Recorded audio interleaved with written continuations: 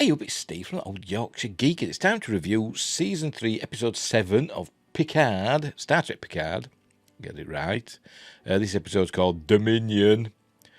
So let's just get on with it. And it's a really good episode now. I thought it was better than last week's, but a lot of people disagree with me for some reason, but I think we're back up to 10 out of 10 territory, personally. So there we go. So we start off, obviously, with the Star Trek Cinematic Universe logo. I say that every week. Don't care. Right, so we have as previously on. Here we go. We find out the Titan, the Intrepid was after the Titan, and they get away, and they find out it's changelings that's infiltrated Starfleet to the highest levels. We find, and there's something they've got a plan to doing something on Frontier Day, which when most of Starfleet will be in the Sol sector, which is where we are, Earth. Sector 001, as they call it in the Next Generation. So they've got less than that, something like 36 hours left or whatever to foil the Changelings' plan. So they've got to sort that out. They've been to, this is Daystrom Station. I don't know why they don't just go to Daystrom. Well, Daystrom Institute's on Earth, in Japan, or part of it was. So obviously they couldn't go to Earth, so they've got a Daystrom Station that they can go and infiltrate. And they got data back from there, although it's not the original data, it's a new data that's got all of Data and Law and Lal and B4's memories and maybe a bit of Ira Graves in there, I don't know, but that's a bit of a deep cut. Anyway, they get data back, and they also find out that what they'd stolen, what the Changelings had stolen, apart from the portal weapon, was Jean-Luc Picard's actual body. If I can land on that. It's not going to work, is it? Bloody thing. Whatever. Anyway, they've stolen Jean-Luc Picard's actual body. I think it's showing is there. I think it's coming into focus there. Whatever. For whatever reason. By the way, Data, the new Data is kind of confused. Sometimes he's Data, sometimes he's Law. I think it will be for a moment. But anyway, they've got him onto the Titan. Then we see Jack. Last episode, should I say, they tried to fob off his visions that he'd been having as something to do with Iremodic syndrome, which is what Picard was afflicted with, and he's passed it on to his son. Beverly's found out after a scan, and she tries to fob off his visions as that, thinking the hallucinations caused by his Iremodic syndrome. But I think this episode does a good job of quelling those thoughts, because we find out Jack has new powers. As well as seeing these tendrils and the red door, it can do other things, which is interesting. But it doesn't explain it. Anyway, so then what? Then we start with some shots of space, and then here we go. We're in what's called the Chintoka scrapyard.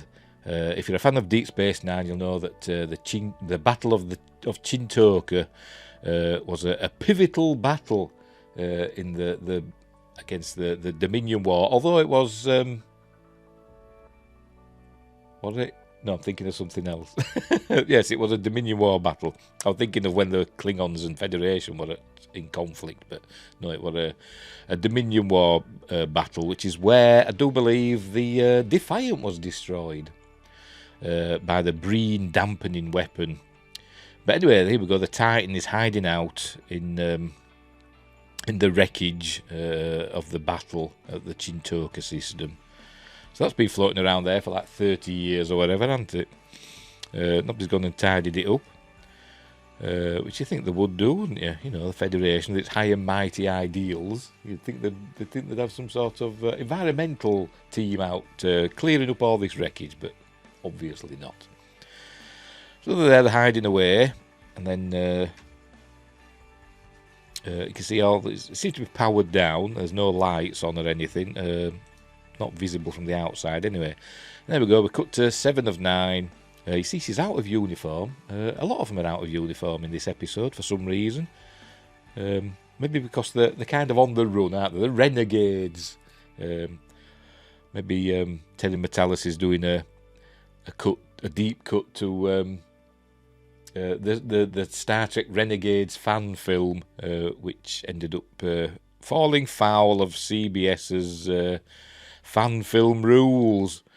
But anyway, we see she's talking to somebody, and we hear a voice, and think, "Oh, I recognise that voice," and then we see who it is in a moment. For God's sake. We see who she's talking to, and oh, for crying out loud. There we go. And it's Captain Tuvok. Huzzah! That was a thing. I went, yeah, Tuvok. Because I didn't know we were going to get any more surprise cameos, and we do. So this is interesting. He's obviously looking older. You'd think he wouldn't look that old, would you? I mean, he is Vulcan after all, but obviously the actor's aged, hasn't he? But never mind. I mean, what's 30 years to a Vulcan? It's nothing really, is it? He should have looked more or less the same, shouldn't he? But anyway, maybe the years are catching up on him. Anyway, so she's talking to Tuvok, and the crew behind, what we saw with those screens, they were trying to make sure his voice patterns matched, proper Tuvok, because they think maybe he's a changeling. So anyway, Seven is asking him questions, or he's saying, you're renegades and all that. You can't really help you, and he wants to. And he says, she asks if he's been in contact with Admiral Janeway. So we know Janeway's still around now. Yeah, we know she's around in the Prodigy time, but that's before this. So we know she's still around in the 25th century.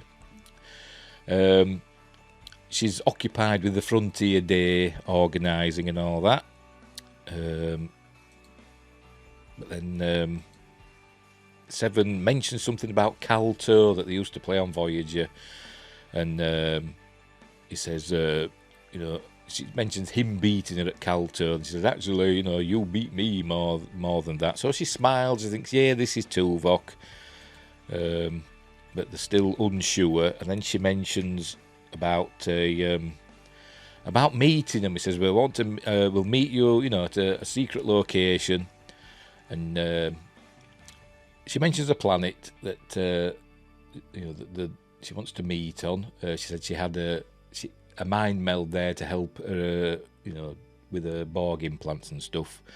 And Tuvok says, of course, anywhere you would like. Then she says, I were hoping there were going to be a cutaway to Tavine, sort of like raising an eyebrow, but there wasn't, which was a missed opportunity in my opinion. But she says that no Vulcan would accept that planet because of the anti-Kolinahr demonstrations that they had there. And that's when we find out he's actually not a Tuvok, he's a changeling. So he does a smirk. So they want to know where Riker is. And they'd asked him before, and he says, Starfleet doesn't have him, which is true. But anyway, then they're starting to ping where they are. They're tracing the transmission are the changelings. So they've got to cut the transmission soon. Then Picard comes and asks where Riker is and what have they done with him. And then the changeling turns into Riker, kind of like a done-in version of Riker. And he says, it'll be like the rest of you solids when we're through with you. You'll all wish you were dead and all that. All very sinister. There we go. And then, so they cut the transmission so that, they can't trace them. And Geordi says, a bit of a wimp in this episode, to be honest with Geordi, but never mind. He says in this episode, this scene, Captain, perhaps, we've got to face the facts. And Picard says, we're on our own. So that's it. That's when the credits titles come up. There we go. Part 7, Dominion. Obviously referring to the Dominion from the Gamma Quadrant and the Dominion War. We learn all about, some of the stuff that happened there. Here we go. So we're seeing that's the bridge section, I think, isn't it? On the Titan, and we're panning down. That's the bridge module at top. We're panning down. I think it's to the observation deck. There we go. We see, I think we see Beverly and Picard are in there, and other people. So they're wondering what to do. They've got to find a way to defeat the changelings. Beverly's talking about, you know, that this new batch of changelings. Don't actually know how many there are, but these new ones, you know, it's a splinter group, and they've evolved. She says they've evolved. It turns out they have been evolved, if you know what I mean. Later on, you know that they can. They're different to the Gamma Quadrant changelings. They can copy somebody, you know, down to the internal organs and the blood. Which is why blood screeners won't work on them. So they've got to find a way to get an advantage. Picard asks, you know, why can't they ask Data? Data will have information about, you know, why they took Picard's body and all that. And Geordi's saying this Data is totally different to the one he knew, because it's a new body created by, you know, he's got a body like Picard, you know, he's an AI, whatever they call them. Man, mate. You know, he's a replicant, a Nexus 6.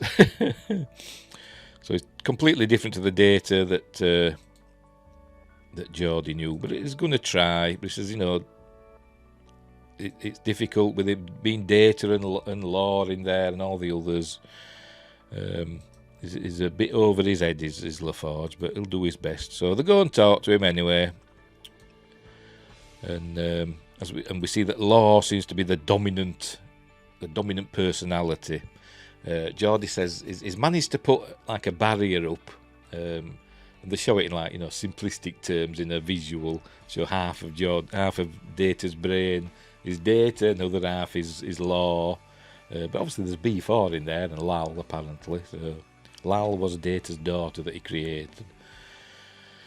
But we see Law being the dominant one, and Geordi daren't take away the partition, you know, to allow him to mix, because he'll be afraid that Law will become too dominant and destroy the Data part. So that's tricky. So Data does sometimes emerge, but Law comes out and is all, you know, all huff and stuff, and be nasty and horrible. Being arch, and I think Geordi's daughter says, has he always been this arch? And so he takes the mickey out of her. I was expecting him dropping an F-bomb, to be honest, but he didn't. Not that I noticed, anyway. So they don't really get anywhere with Data here at the moment, but they've got to find a way to get Data out and Law back in. I think they do for a moment. Data accesses his memory files, and we find out that there's something inside Jean-Luc Picard that the changelings want. It doesn't tell us what, but there's something in him. I think it says something like a foreign entity or something like that. I don't know if maybe they're talking about his Borg implants. I don't know, because he's still got some of them floating about in him, hasn't he? Or maybe it's something else. I don't know. But remember, they've taken Picard's body. It's Picard's original body, remember. So that's what they want him for. Anyway, a great scene with Brent Spiner, you know, being nice and then being nasty, and it's really well done. You see, it's tearing Geordi apart. I think mostly it seems to be a bit watery-eyed all the time, but I suspect it might be his contact lenses that he's wearing for his robot eyes. And he moaned about, didn't he? He moaned about wearing that hair slide all the time, saying it hurt. You think bloody contact lenses would hurt more, wouldn't you? You'd think, than having a bit of plastic there perched on his nose. But never mind. Now he's eye-watering all the time. There's the diagram. 3, 2, 1. I presume the blue is Data and the red is Law and all the other stuff. But it's showing him it looks like a robot, doesn't it? Like, you see all these, it looks like robotic parts, but I thought it were like basically human. It's basically a synthetic person that looks almost indistinguishable from humans. So he wouldn't have all gears and stuff, would he? And cogs and things like that. Well, you wouldn't think so anyway. But we do see him later on with an ODN access, I presume, plugged into his the back of his head, like we used to in the olden days, like we used to see him. Right, then we cut to the Shrike. I'm wondering, actually, are we going to find out where they got the Shrike from? Because we found out where the changelings came from. Where did the Shrike come from? I don't know. Maybe that'll get explained later. But anyway, here it is, floating through space. And here's Vadik talking to the Face. He got a credit and I missed it, and I forgot to check. We'll have to have a look later when it's done to see who does the voice for the Face. It might be somebody we don't know, or it could be somebody amazing. I don't know. But I did notice when I watched it earlier, I saw the credit. It said the Face, which is this, and I didn't notice who it was because it went off too quick, and I forgot to go back and check. Of course, I'm an Egypt. Anyway, this Face is kind of dressing down Vadik, and I still don't understand what's happening here. I presume she's in communication with another changeling somewhere, or maybe it's not a changeling, I don't know, but it seems to be dressing her down and saying she's not, not a real changeling or whatever. They keep saying that your kind and stuff like that.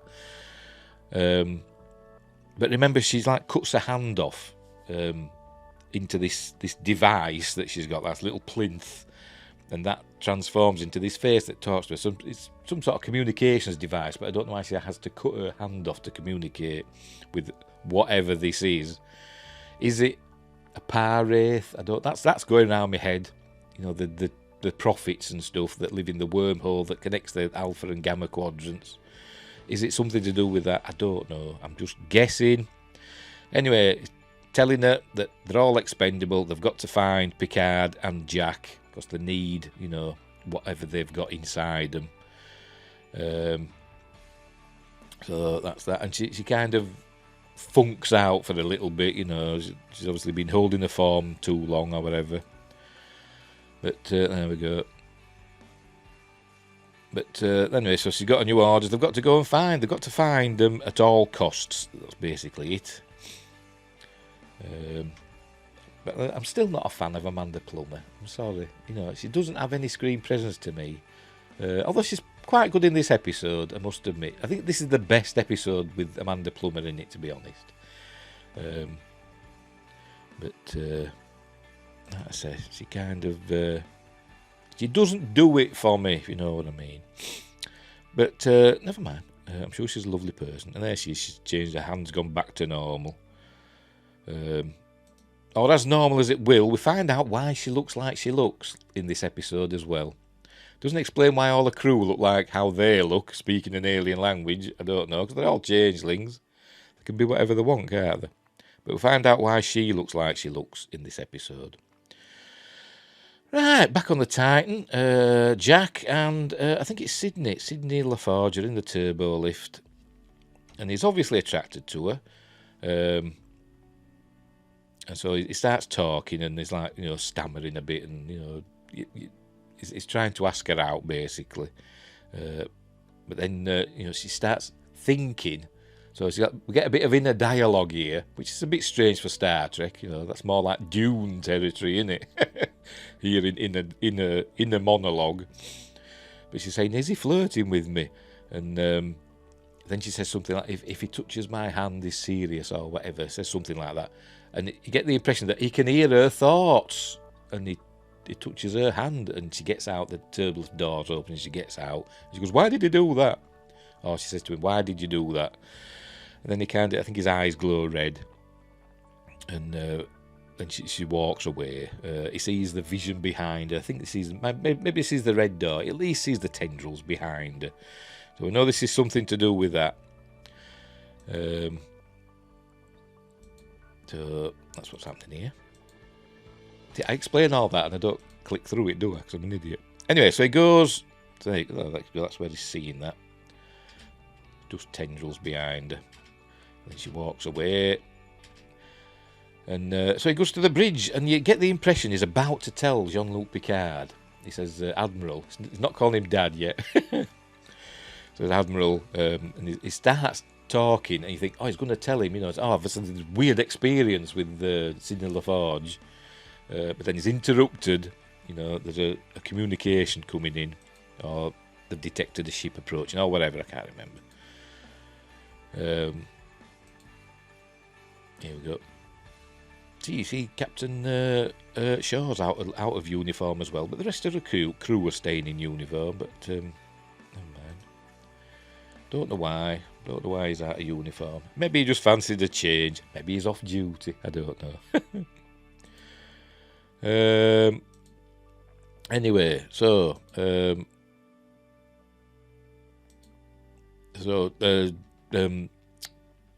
Jack and Jean-Luc, they go and have a chat, and he says to him, he doesn't tell him exactly what happened, but he says he doesn't know that things are happening to him and he doesn't understand,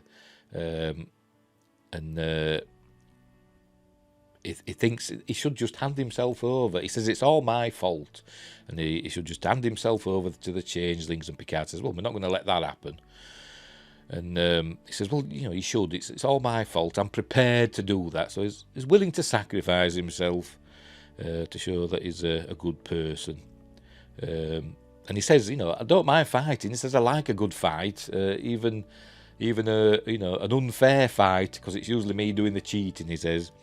So he likes a punch up. But obviously, they're not going to let him go. But he says, it doesn't tell him exactly what's happening, but he says, strange things are happening to me. And he doesn't think it's down to the Irumodic syndrome alone. Right, so, that's, he gives the idea. He says, we've got to find a way to even the playing field with these changelings. So then we cut straight to, so they've obviously come up with a plan. So they cut straight to the Titan hanging dead in space next to a Vulcan warship, which I presume, I don't know, we don't get a really good look at it, but I think it may be a Surat class ship, but I'm not entirely sure, because we don't get a good look at it. There we go, that's the best probably good look. Just as open space, Alpha Quadrant. And it maybe it's a Surat class ship, I don't know. That we used to see in Enterprise, or maybe it's not, I don't know. But it's supposed to be a Vulcan warship. There you go, see, is that part of the ring there, of the ring section? I don't know. But anyway, aboard the Shrike, they're saying both ships are dead in space, and they've picked up some signals from the Vulcan ship, and said they've found the Titan and they're engaging, and you get the sounds of a battle and stuff. So Vadik says, well, we're going aboard then. She's unsure. She's doing the old, well, that's damn peculiar, Star Trek 2. Which says it's there. The second in command or whatever says, basically says it's too easy. This is too easy. And he says, well, she's there though, is the Titan. We've got to go and investigate. So she says, take a shuttle, no transporters. Don't know why. Maybe she suspects they might have transport inhibitors or something, but they take a shuttle over to the Titan. There we go. This is the shuttle leaving. Do we get a look at the Vulcan ship here? A better look. It's a big bugger, isn't it? I don't think it is a Surat class ship. No, I don't think it is. I don't think it is. But it's big, and it's a big one anyway. It seems to dwarf the Titan. So they head over, and they get on board the Titan. And we see it looks like there's been signs of battle and stuff like that. There's things strewn about. Here we go. So they've come on board, and then Jack appears at the end of a corridor, and he says, "Oh, there you are. I expected you to be taller." And then he says, "You're here to catch me, but you'll have to catch me first." And he runs off. It's a bit comical. So she sends, her crew after him. So she doesn't go herself, and her second in command or whatever stays with her. So I think about 4 of them are chasing after Jack, and it turns out Sidney LaForge as well is there as well. And what they're doing, they're trying to isolate them, so they're using force fields. You know, the ship isn't derelict. Well, all the ruse. Maybe they knew where a Vulcan ship was, and they faked the. They don't actually explain it. Not that I noticed, anyway. Maybe they faked the transmission from the Vulcan, the derelict Vulcan ship. I don't know what's happened, or maybe the Vulcan ship is helping them. I don't know. It doesn't tell us. But the Titan isn't derelict. They're just playing dead, and they're wanting to isolate all the changelings. So they're setting up force fields as they're running through the ship. Jack and Sydney are saying, execute Alpha and all that, and the force fields are going up and isolating the changelings. So that's what they're doing there. And I think they kill 1 or 2 of them. He shoots 1 or 2 of them as well. So in the end, they all get basically, and Sydney, and what happens is Sydney and there we go, it's the force field going up. Sydney and Jack end up getting trapped as well. They're all trapped in these force fields, and Sydney and Jack are trapped as well. Meanwhile, while this is going on, LaForge has got data with his ODN access. I don't know, plugged into the back of his head. But what he doesn't know is that Law is in charge, and he's, I presume through this access, is accessing the Titan as well, and he's getting control of the Titan because he shuts them out. This door closes, and he locks them out, and they start losing control of the ship's systems. And as we see, this is from the trailer, so he's shut them out of the room where he's connected to the ship, so they can't get in. And this is where Geordie says, Law, that's that one. So Law's trying to get control of the ship, and LaForge, says, why is he doing this? He says, because it's anarchy, and Law likes anarchy, he likes chaos. Anyway, they've got Vadik trapped behind a force field now, so, but she's been very calm, and here we get Beverly comes in and talks to her. She's got a phaser. I don't know if she's going to phase her through a force field. Maybe it's a one-way force field. I don't know, but but she basically threatens to execute her. And this is where we find out Vadik's backstory. Picard comes in as well, and they're going to do a good cop, bad cop thing, But Vadik's ahead of them, and she just starts telling them her backstory. I think Picard asks why they're doing this. Remember that the Dominion War ended because Starfleet had infected the Great Link with a virus through Odo. While Odo was on Earth, Section 31 had managed to infect Odo with this virus that'll kill changelings, and then he'd gone back. And he'd gone into the Great Link, and then he'd passed on the infection to the other changelings. But then later on, Julian Bashir cured Odo, made him better, so Odo could go and make the Great Link better. So that's what they're trying to tell her, but she's not over impressed, is Vadik, with that explanation, saying well, it was Starfleet that did it in the first place. Technically it was Section 31, but Starfleet looked the other way because it was war, wasn't it? It was wartime, and basically billions were dying. I mean, planets were being conquered by the Dominion. They even got to Beta Z, didn't they? Conquered Beta Z. You got to remember that billions died in the Dominion War. And they said to her, the war wouldn't have started if you hadn't basically invaded, come through the wormhole and invaded. And she said, well, you were invading the Gamma Quadrant, the solids were getting everywhere. But basically, the Dominion is mostly solids, isn't it? So I don't know what she's moaning about. They rule over an empire of solids, but they're the changelings that rule it, but through the Jem'Hadar and the Vorta. They're the the actual ones that do the enforcing of the Dominion rules, changelings rules. Anyway, we learn all about a backstory. So here Picard comes in. This is where she tells us all about what happened. She was a prisoner of war from the Dominion War, and she was kept on Daystrom Station, which is probably where she learned about Data and Picard's body. So I don't exactly know when she escaped. Maybe it says, I don't know, but anyway, as we'll see. She's I don't know.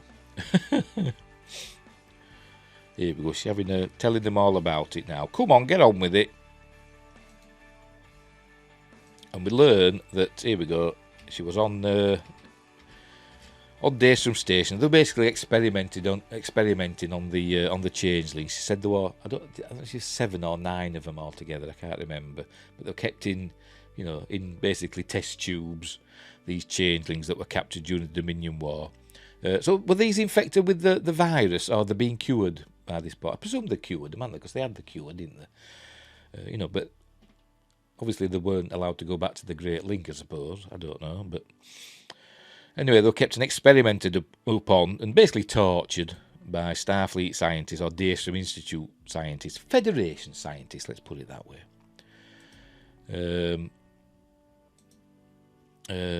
Meanwhile, while this is going on, they're still trapped behind force fields, but Law is, getting more ship systems, so the force fields are going to start.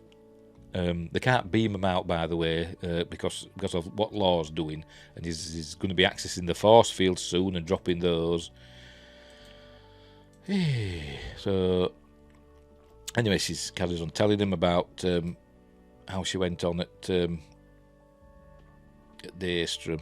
I think the force fields drop in a moment, but the face she has chosen is the face of the scientist that were basically experimenting on her, and this is how they became different, because they injected the changelings with I don't know, molecular compounds or whatever, and that's what changed them. That's what made them the changelings they are now. So it's basically down to the Federation. It's because of the Federation that they are different changelings.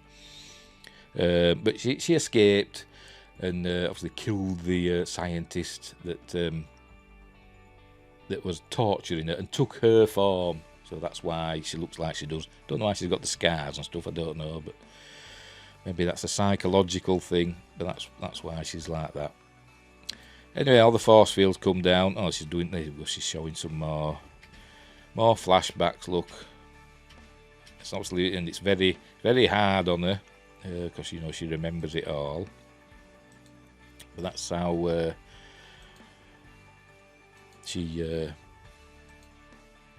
that's the scientist that. So was she called Vadik? Is that scientist called Vadik? Is that where she get a name from as well, or because I don't think changelings actually have names, do they?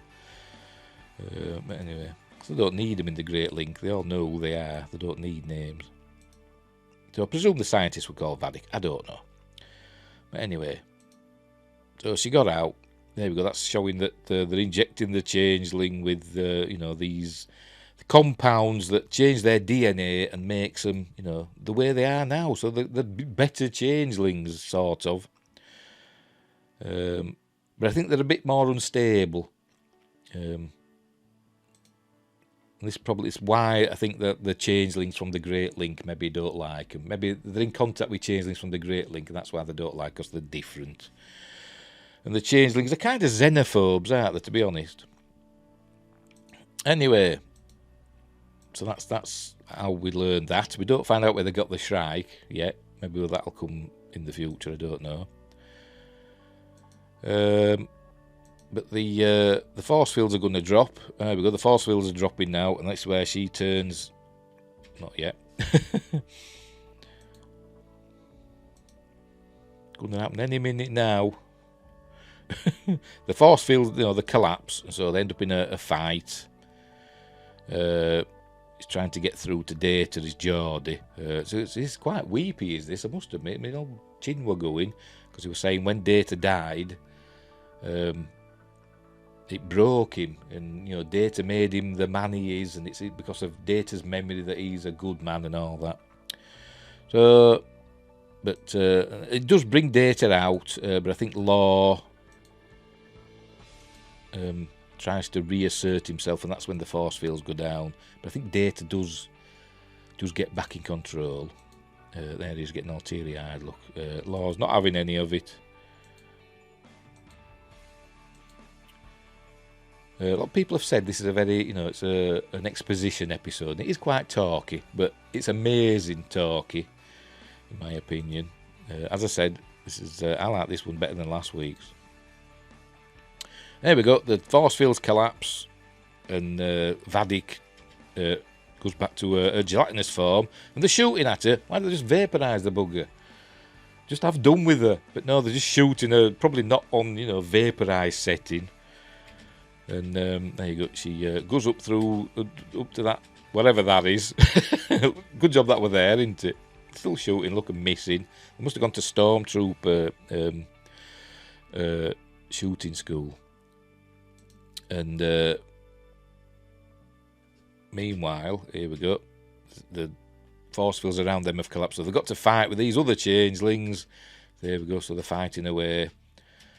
And Jack dispatches there's just two of them, by the way. Jack dispatches. Hang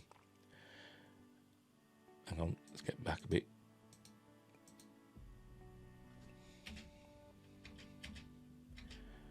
See, she is going to get. That one's going to get Sydney, and instead of just getting up and fighting him, he kind of goes all red-eyed. And what happens here now? Jack, she's going red-eyed now. He kind of possesses Sydney, and he's saying, "Do this, do that," lift, kick, and punch, and roll, and all that. And she's doing it. So she beats, she gets to a phase or whatever, or he gets to a phaser and shoots the. Kills the changeling.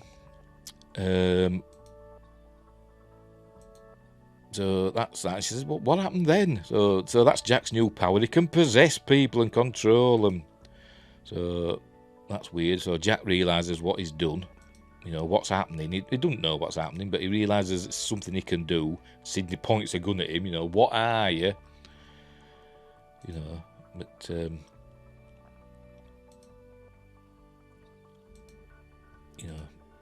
but then they find that's it. What's her name? Beverly.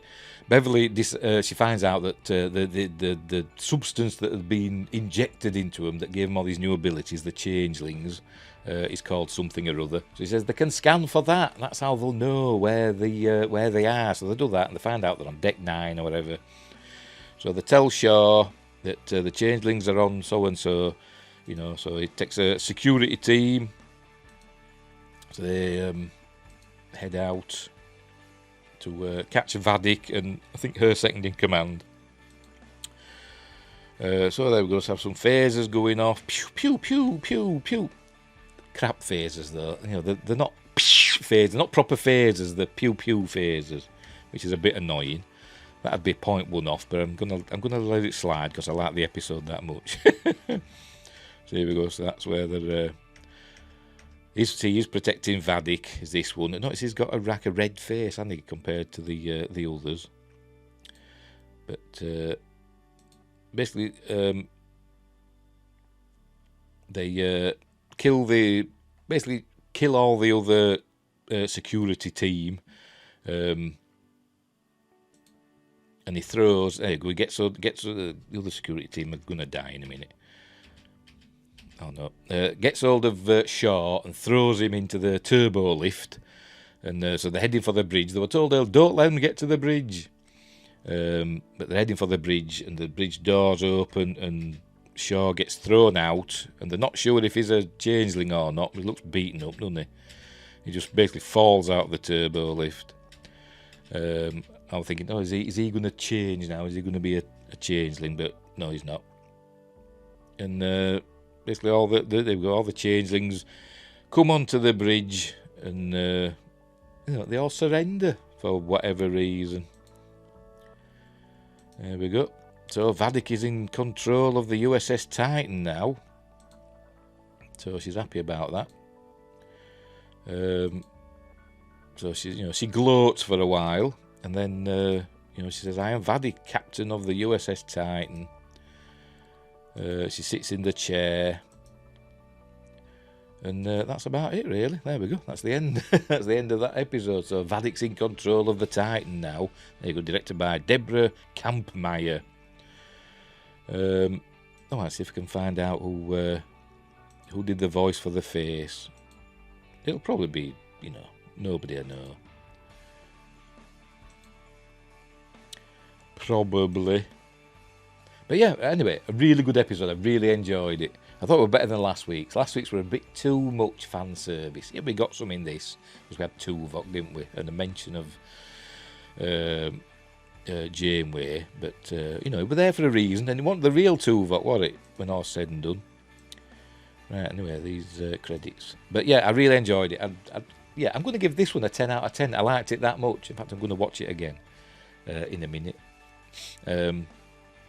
Yeah, I really liked it. Last week's only give it an 8 out of 10 because of the fan service. It put me off. It was just too much.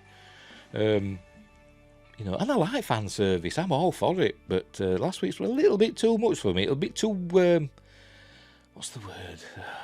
A bit too in your face. But this episode, I really enjoyed it. Let's say 10 out of 10 for this one. I'm giving this. I don't care. Just, 10 out of 10. Right, so let's find out who did the voice for this face. Right.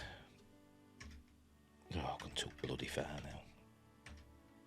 Go on, go back. Oh, you're for crying out loud. Here we go. Right. Amanda Plummer, Ashley Sharp Chestnut. There we go.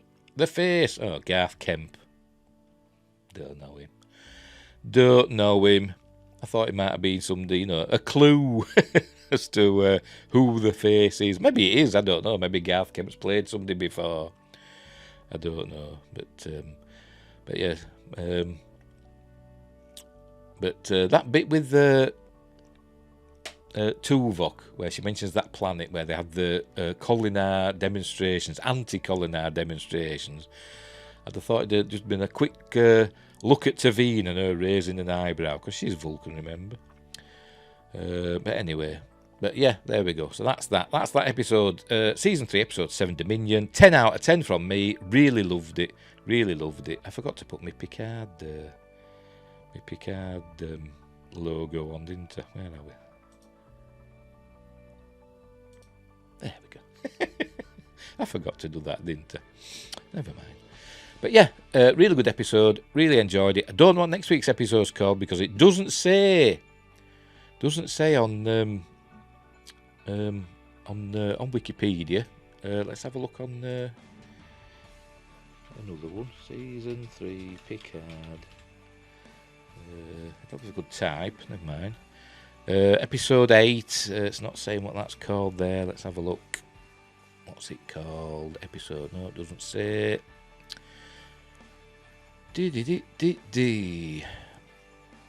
man, is that it? Is that what it's called?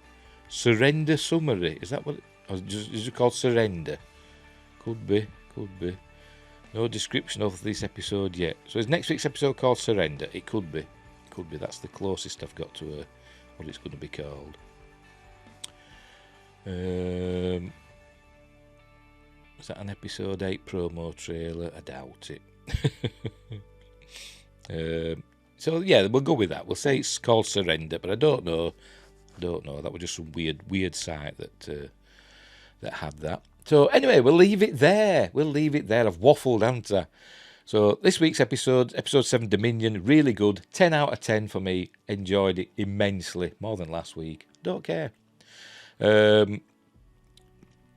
Next week's episode, I'm looking forward to now. I think that might be called Surrender. Could be wrong. I don't know. But looking forward to that. Things are building up. Remember, the last 2 episodes, 9 and 10, are directed by Terry Matalas himself. So it could be something amazing. And there's rumours. Gary from Nerdrotic has been like, he kind of hinted that we're going to see another ship. You know, we saw them ships last week, didn't we? We saw Voyager and Defiant and the New Jersey and the Bounty and all these others last week at the Fleet Museum. Gary's kind of hinted that we're going to see another one, and I don't know which one he means. Does he mean the Enterprise D, even though it was destroyed? I don't know. Or the Enterprise E? I don't know. Or another one. We'll have to wait and see, but I don't know when that's going to be. He didn't give a clue. He just hinted at that and then went. But anyway. Right, we'll leave it there. So, thanks for watching. Wherever you are, look after each other, and until next time, I'll see thee.